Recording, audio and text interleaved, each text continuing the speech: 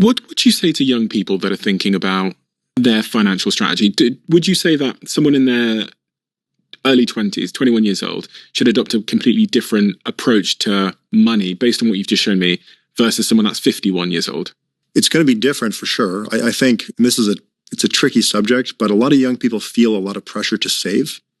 And that might be saving for their retirement. It might be saving to buy a home, but they feel a lot of pressure from their parents and just from society in general that they need to be saving money, and that if they're not saving money, they're being irresponsible. But again, if we come back to academic research, there is research suggesting that it's probably suboptimal for young people to save. General point is that you should save more when you have a higher income and save less when you have a lower income.